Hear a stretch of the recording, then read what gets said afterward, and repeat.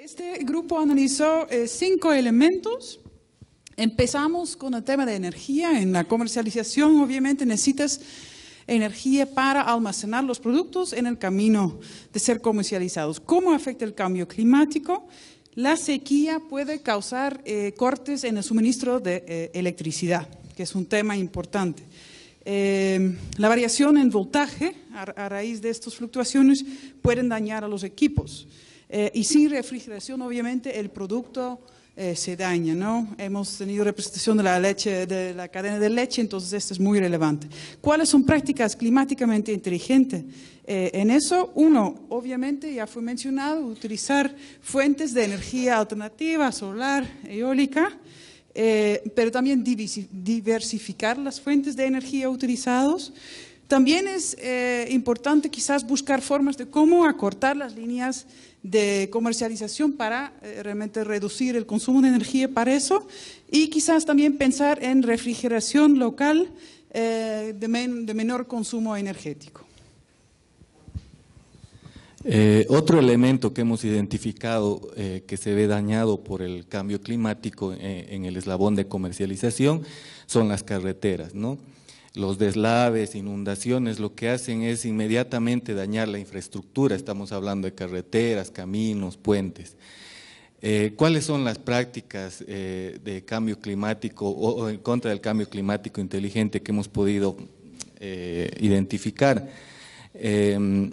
Están básicamente enfocadas al tema de prevención, ¿no? Hacer mantenimiento de carreteras, puentes, antes de que sucedan los eventos, ¿no? Para eso obviamente necesitamos utilizar la información meteorológica, trabajar bastante con esas instituciones que dan este tipo de información para poder hacer un mantenimiento eficiente de las carreteras y toda la infraestructura. Además de eso, también identificar vías alternas, ¿no? Cuando hablamos de carreteras, a veces es inevitable de que las carreteras por inundación o algún evento climático queden destruidas, más allá del esfuerzo que se pueda hacer. Entonces, hay la necesidad de identificar vías alternas para poder transportar todo lo producido, ¿no? Y finalmente, bueno, como última alternativa, tal vez intentar o ver la posibilidad de cambiar los sitios de almacenaje, ¿no? Si es que nuestros sitios de almacenaje están en un lugar que constantemente está dañado por el cambio climático, entonces, bueno, hay que ver la posibilidad de cambiar los sitios de almacenaje. Analizando el eslabón de transporte, vemos que el transporte se puede ver afectado de diferente manera. Habíamos visto que, por ejemplo, el tema de los deshielos puede cambiar las rutas marítimas de los barcos, y en ese caso, bueno, habíamos dicho que de pronto puede ser un poco más positivo porque bajaría la huella de carbono. Pero también se puede ver afectado por el tema de los huracanes. Hemos visto este último año, por ejemplo, que se han dado más huracanes en el área del Caribe, y claro, eso baja la frecuencia de los vuelos, y entonces nos veríamos abocados a utilizar más el transporte marítimo. Entonces, algunas de las prácticas climáticamente inteligentes que habíamos buscado es, bueno, el consumo local, tratar de comprar los alimentos que se producen en el mismo sitio para evitar este tema de los transportes, ¿no? El otro tema, el tema de acortar distancias, el tema de desarrollar protocolos marítimos para productos que normalmente son enviados por vía aérea. Es decir, por ejemplo, frutas, flores que normalmente se mandan por vía aérea, podríamos desarrollar los protocolos para que puedan ir vía marítima, y de esa manera también contrarrestar un poco este tema del cambio climático. Empaques. A ver, en empaques, para comercialización obviamente muy importantes, pensamos que las afectaciones por mayor temperatura, mayor relatividad, humedad relativa, podría ser, ahí realmente ese tema que no manejamos mucho, pero podría ser que requiere más ventilación. También puede ser, como madera es una de las cajas de madera es una forma de empaque, con menor disponibilidad de madera de los bosques podría haber menos materia prima para elaborar las cajas.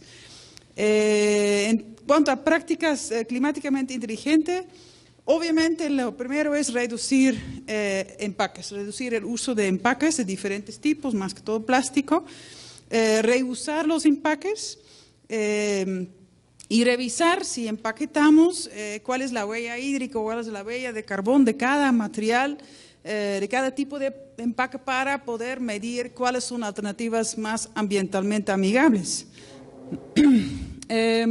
También es importante tomar en consideración que los consumidores también pueden optar por el producto por otro tipo de empaque quizás menos contaminante.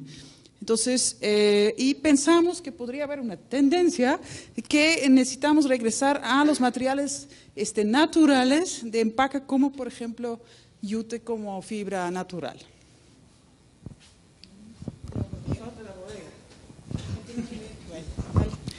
Bien, en cuanto a las bodegas, bueno, como afectaciones se plantea que por incremento de temperatura puede producirse la pérdida, ¿no? O la disminución de la calidad de los productos por aumento de humedad, ¿no? Igualmente, y igualmente el ataque de plagas y enfermedades ya en condiciones de bodega.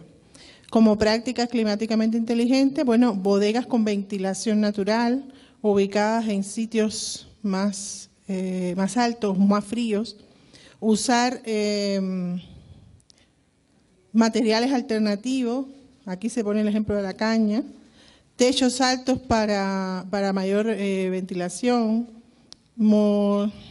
monitorear condiciones de temperatura y humedad, o sea, establecer monitoreo de esas condiciones, ubicación de estanterías y pales, usar aislantes para evitar la entrada del calor, sistemas de refrigeración inteligente, imagino que sea con uso de energía, o sea, que no contaminen o que no...